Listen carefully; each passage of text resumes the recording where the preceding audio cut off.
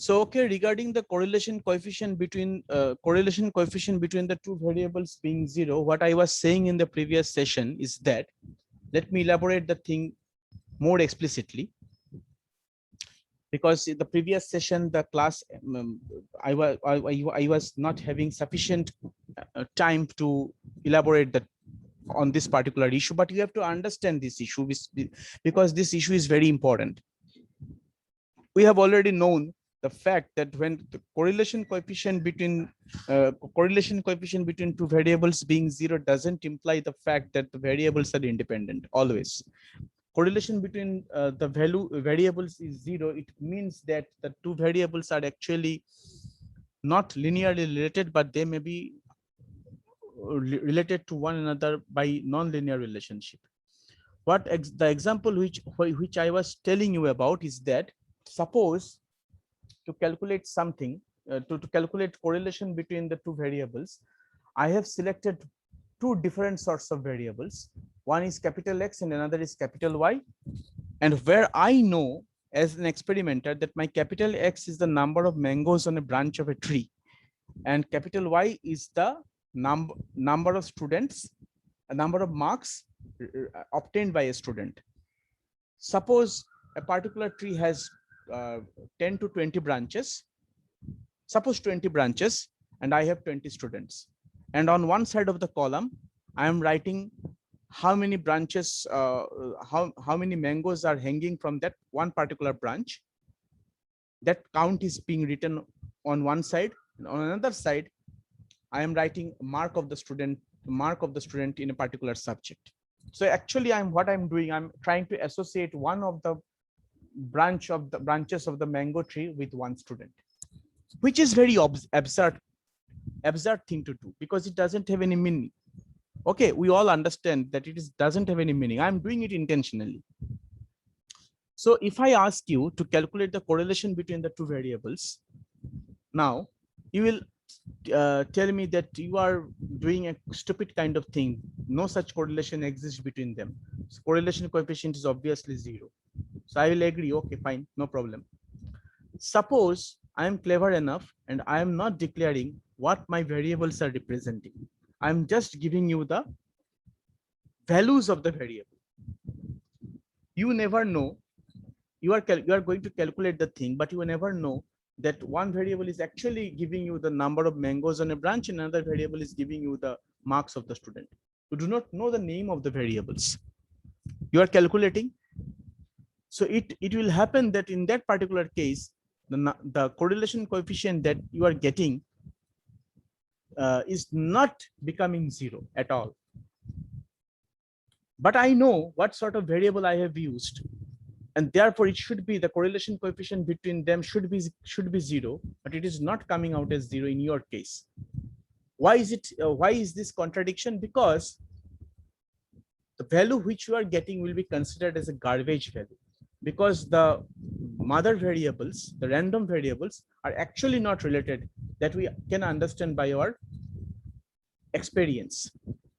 So before we go to calculate correlation coefficient between the variables, we have to have some idea about the meaning of the variables. If the meaning of the variables are not clear to us and we are just calculating the correlation coefficient mechanically, technically, then the value, the result, the outcome will be the garbage outcome. So that is another aspect which you have to keep in mind. Okay, so various aspects which I have been discussing with you since yesterday regarding the correlation coefficient. It looks very simple to us. That correlation coefficient, a very simple formula is given. We can calculate the correlation coefficient. We can do it very well, and we'll be getting the values. But this scenario is not like that. You have to have some idea about the premise on which the correlation is being calculated. If the idea of the premise is not clear, you will not be able to calculate the correlation. The quantification rule, the quantification formula is not working if it is not associated by a scattered, is not associated with a scattered diagram. It is not having any meaning if the idea of the random variables are not clear to us. So various aspects we have to take care before we go into the discussion, before you jump into calculating things. Okay, so these are the things you have to keep in mind. I'm going to show you another example related to correlation coefficient, which often comes in the examination. And this example is as follows. You can expect this sort of example in your online examination too. The example says that a computer, while calculating correlation coefficient between two variables x and y from 25 pairs of observations, obtained the following results.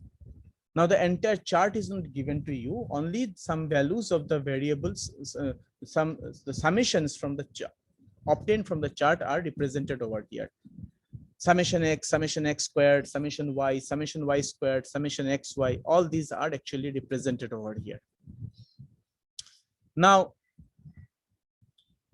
the number of pairs for which the chart is obtained, the values are obtained, is 25. So 25 pairs of observations are taken. And if we try to calculate the correlation coefficient using these figures, then we can use them as follows. Let us try to calculate the value first of all. So we have this formula, 1 by n summation xy minus x bar y bar, 1 by n summation x square minus x bar square, root 1 by n summation y square minus y bar square, product of these two in the denominator. So first of all, what I'm going to do is that I'm going to calculate this quantity. So you just put the values. I'm writing over here. So how many observations we have? 1 by 25 multiplied by summation xy means 508 minus x bar y bar. Okay, I have to calculate x bar also. So x bar is summation x by n, which is 125 by 25, which is 5. And summation y by n is equal to your y bar, which is 100 by 25, it is 4. So we are writing here 5 into 4. And the below I'm writing 1 by 25, that is being multiplied by summation x square, which is 650, minus 5 square x bar square, that is 25, and 1 by 25 multiplied by summation y square, that is 460, minus y bar square, that is 16. So I'm asking all of you to please calculate this quantity for me and tell me what value is coming out of it. Please do this calculation and help me, because otherwise I have to do it by myself using the mobile phone. I do not have a calculator with me. Okay, so please tell me what value is you are getting after calculating this quantity. So I'm waiting for your reply.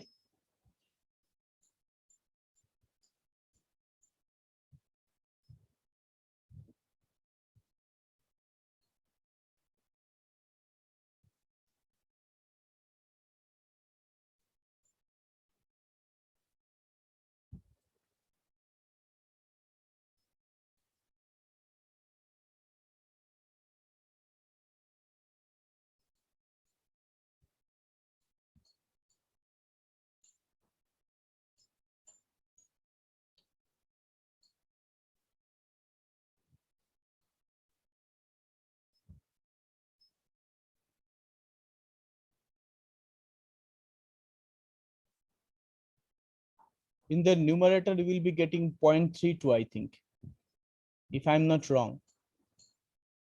In the first expression, you are going to get 650 Okay, someone has written already. Suppose I think no, they are writing their roll numbers. Please do the calculation and tell me what value you are getting. 650 by 25, which is 26, minus 25, which is 1.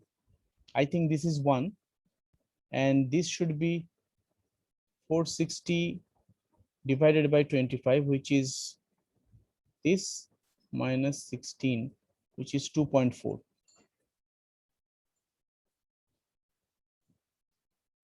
Okay, someone has written 0.206. Okay, 0.32.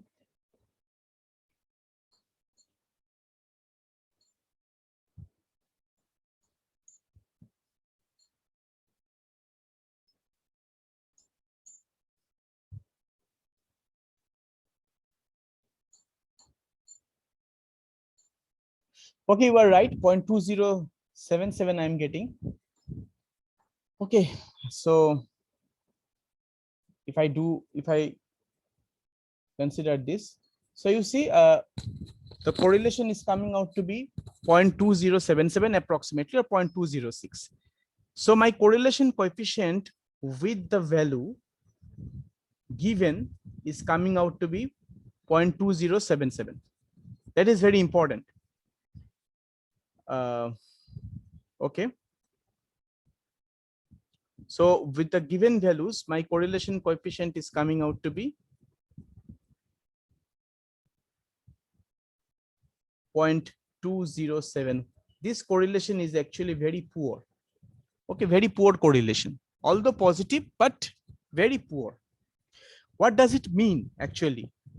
If such a correlation coefficient is actually obtained, it means that both of x and y are increasing, or both of x and y are decreasing. But if I plot the scatter diagram, the number of points lying on the scatter diagram, there will be not many points which will lie on the straight line. Many such points will be there which will be scattered around the straight line. So this sort of thing will come out of, this is the meaning of this correlation value of this correlation coefficient. Now, after calculating the correlation coefficient, it has been observed that two of the values have wrongly been used, whereas the correct pair was something else. So wrong pair of observations which were taken to get these summations were 614 and 86. That is the observation. And correct pair is 812 and 68. In the pair, the first observation is for the x and the second observation is for the y. Now they have asked us that if after some minute I mean thorough checking, not minute checking, thorough checking, it has later been found that some wrong pairs of observations were used to calculate the values represented over here. Why are they going to check it again? Because the sort of correlation they are getting, 0.207, is, suppose that correlation is not expected from the pair of values x and y. They actually thought that the correlation between x and y would be much more. So they rechecked their system and they found these errors. So after they found the error, they wanted to correct their correlation coefficient. They want to find their corrected correlation coefficient. So what will be that corrected value? That is the problem. To get the corrected value of the correlation coefficient, you need to get the corrected value of all these summations, first of all. So one after another, let us try to find out the summations. So corrected value of, just a minute. The corrected value of corrected summation x will be actual summation of x, that is 125, minus these two wrong values, that is 6 minus 6 minus 8, and we shall add these two correct values, 8 and 6. So we are actually getting 125 minus 6 minus 8 plus 8 plus 6, but the values are in such a way, the values are given in such a way that actually there is no difference between the corrected summation x and the original summation x. Similarly, you can find that the corrected summation y is actually not different from the original summation y. Corrected summation x squared is not different from the original summation x squared. At this point, if you think that this is going to happen for each of these summations, then you are wrong. You have to consider each and every case separately. So we shall carry forward our calculation for the remaining summations. Corrected summation y squared, you see, if I write the original summation was obtained was 460. From there, we have subtracted the square of 14 and 6 respectively, and the squares of 12 and 8 were added. Now you see that this corrected summation y squared is actually changing. It is 436, and the previous value, the wrong value, was 460. So it is changing. Corrected summation xy, original was 508. From there, I am subtracting the product of these two, which is 6 into 14, and product of these two, which is 8 into 6, and the product of 8 and 12 and 6 and 8 are being added. That is also changing, which is 520, which is large enough than 508. After getting all these, we are calculating the corrected x bar, which is not actually changing because there is no change in corrected summation x and corrected summation y. So they are as before. It is 5 and 4. Now, if you resubstitute these values in the correlation coefficients formula, the correlation coefficient, you see it's now coming out as 0.67. Now you have already calculated the original correlation coefficient with the wrong value, wrong set of pairs. The value was 0.207. The experimenter thought that this should not be, because the type of variable they were playing with actually need to have some sort of high positive correlation. So they went to check their data. They found two errors. They rectified the errors, and after the rectification, they found that the correlation coefficient between them are actually increasing, which is now 0.67.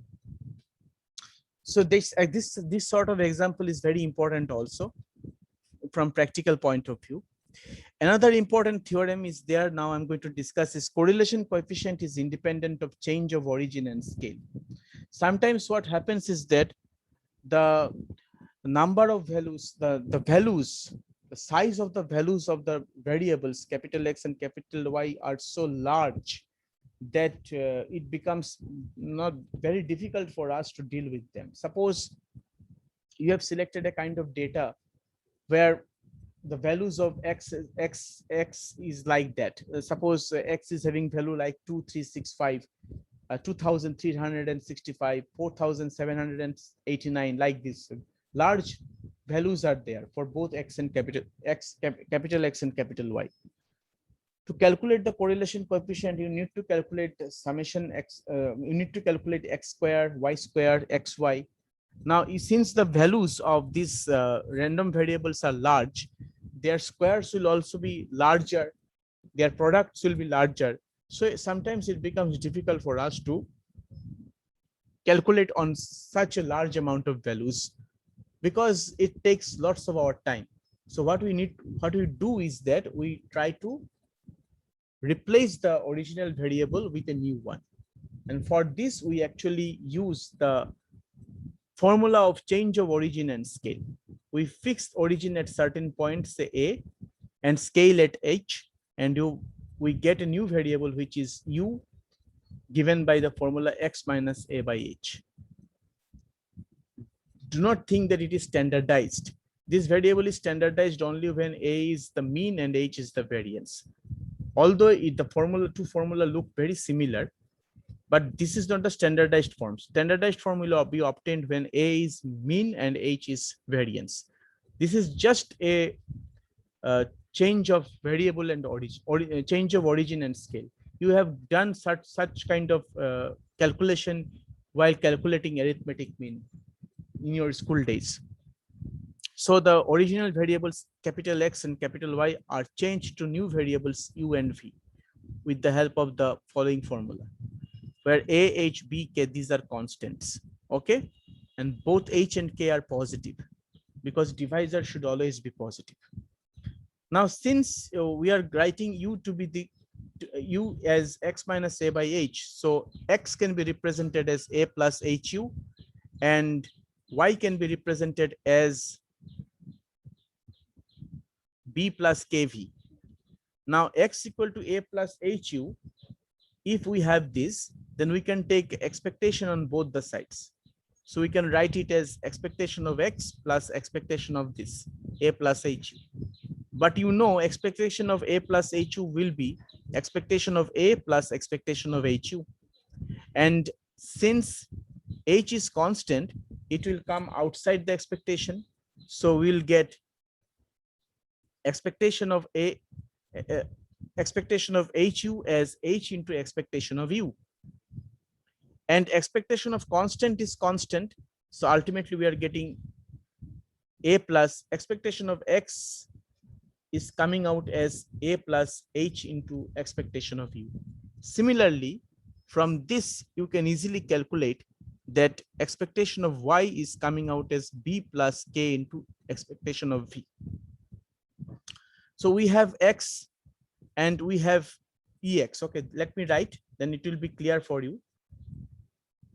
X is equal to a plus hu, and by our calculation, expectation of x is a plus h into expectation of u. Y is b plus kv, and by our calculation, expectation of y is b plus k into expectation of v. Now we are going to subtract them. If we subtract, we will get x minus ex, which is a minus, that is 0, h into u minus eu, and y minus ey is equal to k into v minus ev. That is what I have written over here. Okay. Now let us come to the point of covariance of xy. Now, covariance of xy is given by the formula e of x minus ex y minus ey. So in place of x minus ex, we are substituting h into u minus eu and k into v minus ev. So from there, I am writing covariance xy to be hk into covariance of ub. Similarly, sigma x squared is equal to expectation of x minus ex squared. In place of x minus ex, you are writing h into u minus eu. So we get h squared, expectation of u minus eu whole squared, and expectation of u minus eu will be sigma u squared. Similarly, sigma y squared will be k squared sigma v squared. Now, if I substitute these quantities in the formula of Rxy, you know that Rxy is covariance of xy by sigma x sigma y. Now, covariance xy, we are writing hk covariance ub. Sigma x, I am writing h into sigma u. For sigma y, I am writing k into sigma v. So hk and hk will cancel each other, and we will be getting covariance of uv by sigma u into sigma v, which is ruv. So what we find is that correlation coefficient is independent of change of origin and scale. So you are actually permitted to change the origin and scale to do the correlation, to find out the correlation coefficient.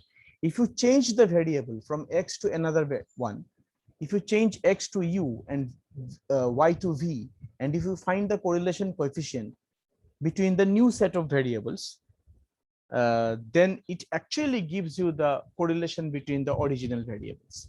But here is a very important point to be noted, is that I want to highlight over here, that carefully observe these individual terms. So for example,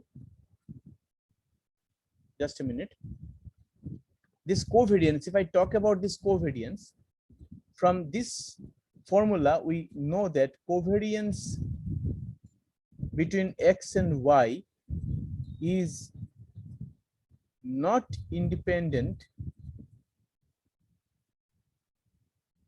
of scale but independent of origin. Why it is so? Because in this formula there are no terms like A and B. Similarly, variance is independent of origin but not of scale. But Rxy is independent of both origin and scale. So no terms like HK or AU, AB are present over here. Okay, so remember this result, it is very important. Although covariance is not independent of scale, variance is not independent of scale, correlation coefficient is actually independent of both origin and scale. This is a very important result to be noted. Okay, actually this result is important because it actually permits us to change variables to calculate the correlation coefficient. If this result were not there, then we would not be able to change the variables, and then what would happen? Then probably then in that scenario we would be dealing with larger values, and the calculation would have become tedious calculation. A problem is there given below. The following data represent IQ scores of 10 members and their eldest daughters. Mother's IQs and daughter's IQs have been given over here. We are supposed to guess the correlation coefficient. We are supposed to compute the correlation coefficient, and we are to draw conclusion on the basis of our calculation that what sort of relationship is there between mother's and IQ and daughter's IQ. By the rule, we have to, first of all, we have to plot the scatter diagram. They are asking you to guess the correlation coefficient. By guessing, they mean that you are supposed to tell whether this correlation coefficient is actually positive or not, which is indeed positive, as you can see from the scatter diagram, because the tendency of the points are increasing tendency. Are they, will this particular the variables, a pair of variables x and y, where x is mother's IQ and y is daughter's IQ, their correlation, will this correlation be highly positive, means large enough, high positive correlation, or low positive correlation? To analyze this situation, what you have to do is that I cannot do it because this particular diagram has been obtained by the Excel. I have to manually plot the figure, and then I have to draw by scale a straight line. You can imagine a hypothetical straight line passing through these points. Now, if the number of points, as many points as there are which fall on the particular line, if many points fall on the line, that will give you whether they will be highly positively correlated. If moderate number of points are falling on the line, they will be moderately correlated. If very poor number of points are lying on the line, they will be poorly positively correlated. I think in this particular picture, as we can see, it will be moderately correlated. Moderately correlated by, I mean that by high correlation, I mean more than 0.75. I think there is no hard and fast rule. I am setting that if it's more than 0.75, then it is highly positively correlated. If it is less than 0.75, it is more. If it is between 0.4 and 0.75, it is moderately correlated. If it is less than 0.4, then it is low, poorly correlated. My guess is that it is moderately correlated. Let's find out. Let's see. here I have shown you that how to calculate the correlation coefficient between the two variables by changing the origin and scale. So here you see actually what I've done is that I have set uh, the value, the origin to 115, scale I have considered 10. This is my choice. Here the origin has been set to 118, scale has been set to 15, and we have calculated these values, this chart, u squared, v squared, uv, everything has been calculated. After that, we have put all the values in the formula. The formula is similar to the formula given in case of x and y. Only difference is that all the x's have been replaced by ui's, and all the y's have been replaced by v's. So after calculation, after putting these values, let us see what we have found. The correlation came out to be 0.86. Okay, my guess is wrong because I thought it would be nearly 0.75. I'm happy that my guess is wrong, because otherwise you would have thought that sir is presenting this particular um, note, and he already knows what sort of correlation will come out, so he can obviously guess. But I'm happy that I'm wrong. My guess came out to be wrong, because just by visual inspection you cannot guess. You have to count how many points you have set over there, how many points you have considered, and how many points, what is the proportion of points that are, you have to calculate the proportion of points that are lying on the straight line. That proportion I have not calculated.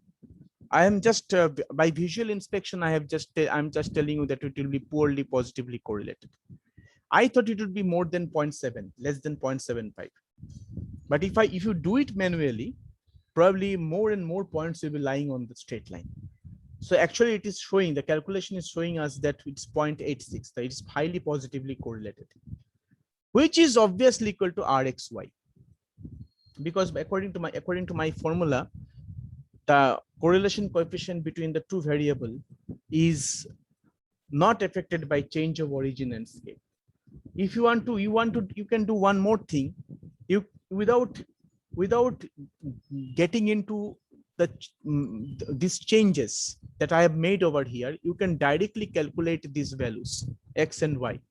You can directly calculate these values x and y, the correlation between the two values x and y, and you will see that if you go for direct calculation, then also this particular result 0.86 will come. Okay, so our observation is that the correlation coefficient signifies that as the IQ is of daughter, this should be of daughter increases is that IQ of daughter increases proportional to her mother's IQ. That is, if the mother's IQ increases, the daughter's IQ will also increase. So that is the observation.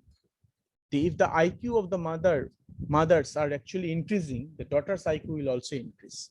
So daughter's IQ are actually depending on the mother's IQ.